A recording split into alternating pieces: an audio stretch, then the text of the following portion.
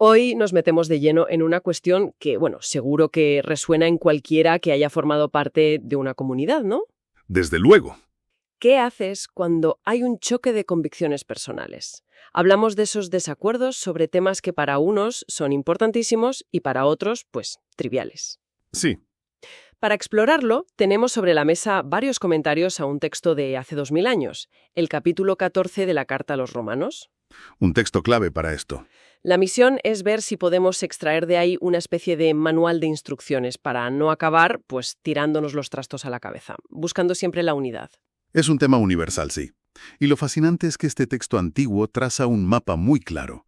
Se centra en dos ideas que vamos a ir desgranando. Ajá. La primera es una prohibición rotunda. Deja de juzgar a los demás. Y la segunda es una responsabilidad activa. Asegúrate de no ser tú el que pone la zancadilla a otros. Vale. Y a lo largo del capítulo, el apóstol Pablo va aplicando estos dos principios a problemas muy concretos que tenía la comunidad cristiana en Roma. Vale, pues empecemos por esa primera gran regla, no juzgar. El texto arranca hablando de acoger al débil en la fe. Sí, Esta es una de esas frases que, leída hoy, puede sonar un poco condescendiente. ¿A qué se refería exactamente? Porque según leían las fuentes, no tiene nada que ver con tener una fe floja o llena de dudas, ¿verdad? para nada. Y ese es un punto clave. El débil en la fe no es alguien que duda de sus creencias fundamentales. Entiendo. Es un creyente totalmente sincero, pero que tiene una conciencia, digamos, más estricta o sensible en asuntos prácticos. O sea que no son el núcleo del Evangelio. Exacto. Su debilidad no es de fe, sino de conocimiento o de discernimiento para aplicar su libertad. Y la instrucción de Pablo es muy curiosa. ¿Ah, sí? Dice que hay que acogerlo, darle la bienvenida, pero no para empezar un debate. La frase original sugiere algo como no para ensarzarse en una discusión de sus escrúpulos. O sea, la idea no es sentarle y decirle, vamos a corregir tu forma de pensar que está equivocada. Para nada. Es más bien un, eres bienvenido tal y como eres. Sí. Pero entonces, ¿cuáles eran esos escrúpulos? ¿De qué discutían? Pues Pablo pone dos ejemplos muy concretos que estaban causando fricción. El primero es la comida. La comida. Siempre un clásico. Siempre. Por un lado, tenías al creyente fuerte, más maduro en su comprensión, que sabía que tenía libertad para comer de todo. Pero por otro lado, estaba el débil. El que tenía problemas con esto. Sí que, por una cuestión de conciencia, solo comía legumbres. Era vegetariano, básicamente. ¿Y por qué? ¿Era una especie de veganismo ético primitivo o algo así? No exactamente. El problema de fondo, según explican los comentaristas, era el miedo a comer carne que pudiera haber sido sacrificada a ídolos paganos. Ah, claro. Algo que era muy común en el mercado de la época. Para ellos, ingerir esa carne era como participar en la idolatría. Entiendo. Y también se apunta a que algunos cristianos de origen judío seguían atados a las leyes alimentarias del Antiguo Testamento. Vale. Lo genial es la solución de Pablo, que es bidireccional. Al que come de todo le dice, no menosprecies al que no come. Y al que no come le dice, y tú no juzgues al que come. Creyendo que es un cristiano de segunda, ¿no? Eso es, pensando que es un cristiano de manga ancha. Me gusta esa idea de que la responsabilidad es compartida. Cada uno tiene que controlar su propia reacción, y la razón que da para no juzgar es muy simple pero demoledora. Es directa y va al corazón del asunto, porque Dios le ha acogido. Ya está. Es un argumento inapelable. Si Dios, que es el dueño de todo, ha aceptado a esa persona en su familia, ¿quién eres tú para ponerle pegas por un tema de menú? Es una lógica aplastante. Totalmente. Hay una imagen en una de las fuentes que me ha parecido brutal para explicar esto. Usan la pregunta que lanza Pablo en el versículo 4. ¿Tú quién eres que juzgas al criado ajeno? Sí, es potentísima. La analogía es que juzgar a otro creyente es como ir a casa de tu vecino y echarle la bronca a su empleado por cómo hace su trabajo. Te estás metiendo donde no te llaman. Exacto. Estás usurpando el papel ya dueño, que en este caso es Cristo. Uno de los autores decía que la crítica entre hermanos es como la carcoma, como las termitas, que se come la estructura de una comunidad desde dentro sin que apenas te des cuenta. Es una imagen perfecta y muy real. Y este principio no se aplica solo a la comida. Pablo inmediatamente pasa a otro campo de batalla. ¿Cuál? La observancia de ciertos días. De nuevo, dos bandos. El débil consideraba que había días sagrados diferentes al resto, mientras que el fuerte pensaba que todos los días eran iguales para el Señor. Esto me genera una pregunta. La idea de que todos los días son iguales puede sonar un poco radical. No le quita importancia a días que tradicionalmente se han considerado especiales, como el domingo. Es una tensión interesante, sí. De hecho, uno de los comentarios que manejamos tiene una nota muy provocadora sobre esto. A ver. Critica lo que llama el concepto judaico del domingo, que se ha desarrollado en algunas iglesias, donde se trata casi como el antiguo sábado, con sus propias reglas y prohibiciones. Ah, ya veo por dónde va. El autor argumenta que esto es doblemente antibíblico, porque el Nuevo Testamento lo llama el primer día de la semana y no el día del Señor. Que es un término con otro significado. Exacto, que en la Biblia apunta a un evento futuro. El peligro que ve es crear una mentalidad de cristiano de domingo, donde uno cumple con Dios ese día y el resto de la semana, bueno, es para sus asuntos. Claro. La perspectiva del creyente fuerte es que todos los días le pertenecen a Dios y deben ser vividos para Él. Vale, entiendo el punto. Ante estas dos posturas tan opuestas sobre la comida y los días, Pablo da un principio que parece la clave de todo el asunto. Dice, cada uno esté plenamente convencido en su propia mente. Ahí está el meollo. ¿Qué significa eso exactamente? Uno de los textos que leí lo ilustraba con una historia que me ayudó mucho a entenderlo. ¿Ah, sí? La del cazador. Es una ilustración muy buena. Exacto. Imagina un cazador que ve un movimiento a lo lejos. Parece un conejo, pero no está seguro. ¿Podría ser otra cosa? Podría ser la cabeza de una persona asomando. Si dispara sin estar 100% convencido de que es un animal, peca. Claro. Y no peca por el acto de disparar en sí, sino porque actúa en contra de su conciencia, sin una convicción clara y segura. Ha asumido un riesgo que podría ser fatal. Y esa es la clave, la convicción interna. Pablo conecta esto directamente con la aceptación de Dios. Ajá. Si el que come y el que no come, o el que guarda un día y el que no lo guarda, lo hacen para el Señor y dan gracias a Dios, ambos están actuando correctamente a los ojos de Dios. Vaya. Lo que esto nos dice es que no hay actos moralmente neutros para un creyente. La motivación lo es todo. Ajá. La libertad del fuerte, si se usa para glorificar a Dios, es adoración. Y la restricción del débil, si nace de un deseo de agradar a Dios, también es adoración. Es un cambio de perspectiva total. No se trata de quién tiene la razón, objetiva, sino de la intención del corazón de cada uno. Y la base teológica de todo esto, según los versículos 7 al 9, es el señorío de Cristo. Exacto. Pablo argumenta que un cristiano ya no vive para sí mismo ni muere para sí mismo. Sino para el Señor. Vivimos y morimos para el Señor, porque le pertenecemos. Cristo murió y resucitó, dice el texto, precisamente para ser Señor de vivos y muertos. Vale. Un comentarista lo describía con una metáfora muy potente.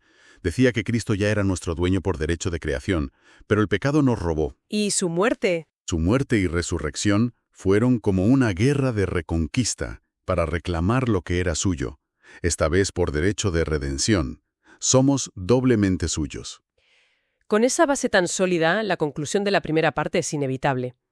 En los versículos 10 al 12, Pablo vuelve a la carga y se dirige a los dos grupos. A ambos, sí. Al débil le pregunta, ¿por qué juzgas a tu hermano?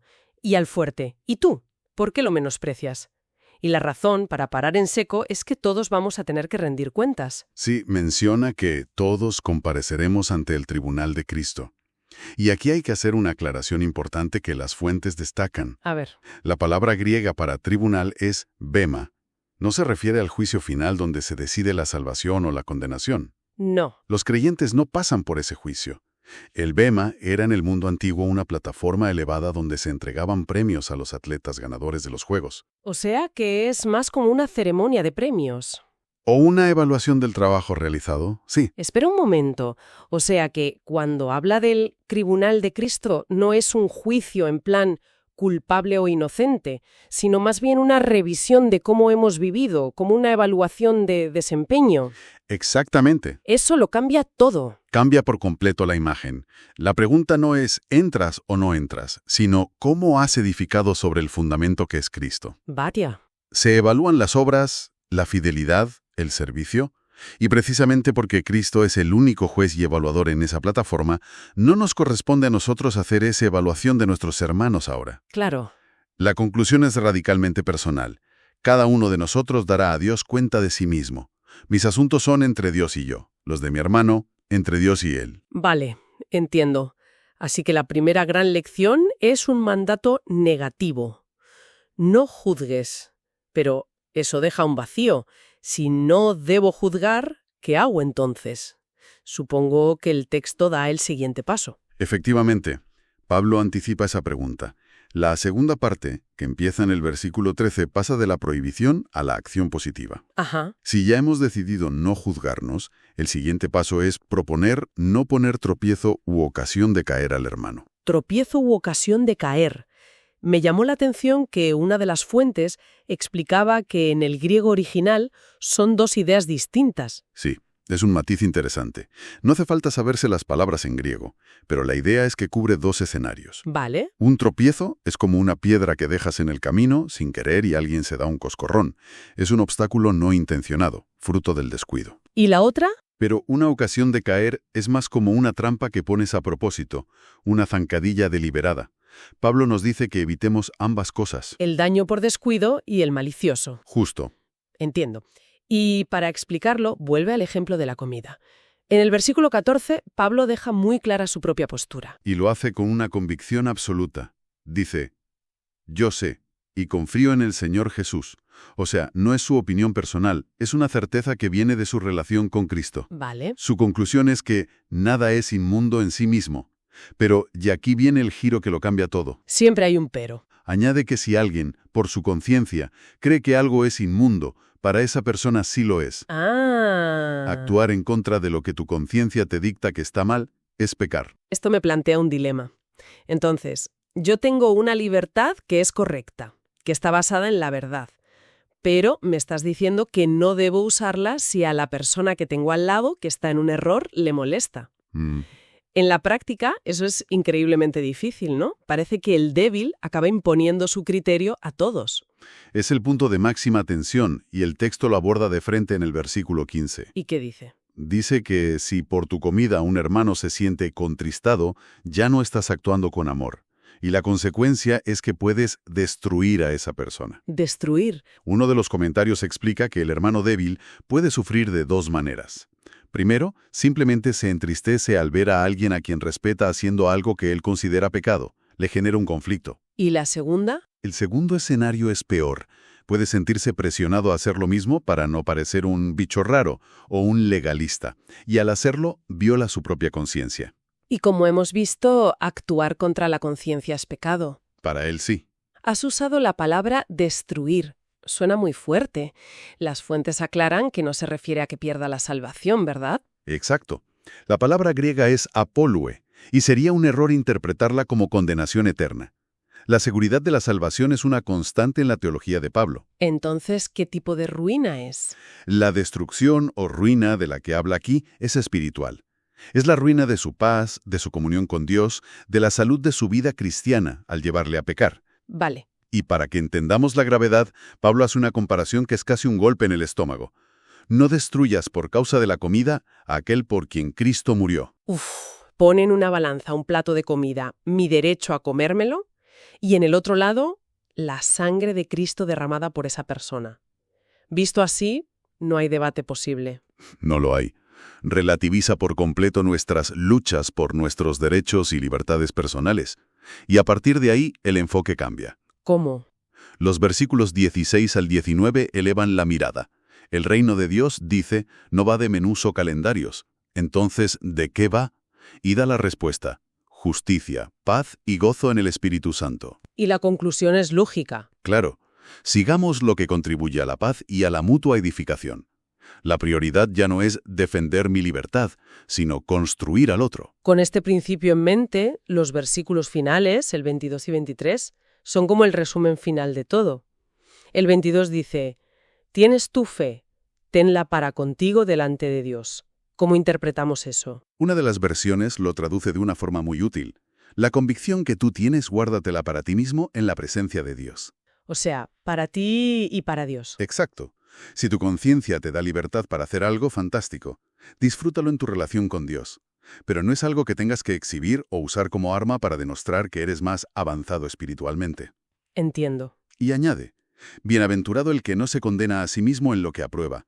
Es una bendición tener una conciencia limpia y poder disfrutar de la libertad sin remordimientos. Y entonces llega esa frase final que es casi un proverbio.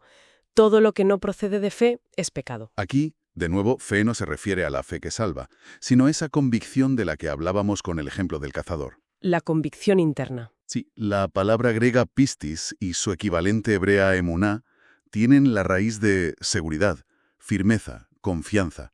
Por tanto, la frase significa que cualquier cosa que hagas dudando, sin estar plenamente convencido en tu conciencia de que está bien, para ti es pecado. Es una llamada radical a la integridad. Totalmente. Actuar con dudas es pecado. Vale, creo que el cuadro está completo. Si intentamos destilar todo esto, me quedo con dos grandes ideas. Por un lado, una prohibición. No te erijas en juez de la conciencia de nadie. Ese puesto está ocupadísimo. Ocupadísimo. Y por otro, una responsabilidad. Tu libertad personal no es un derecho absoluto. Termina donde empieza el bienestar espiritual de la otra persona. Es un equilibrio constante entre la verdad y el amor. Totalmente. El principio que une todo es que el amor edifica. La libertad, si se ejerce sin amor, puede destruir. Claro. Por eso, la pregunta que el texto nos obliga a hacernos no es «¿tengo derecho a hacer esto?», sino ¿va a ayudar esto a mi hermano? ¿Lo va a construir o le va a poner una zancadilla? Es un cambio de mentalidad. Brutal.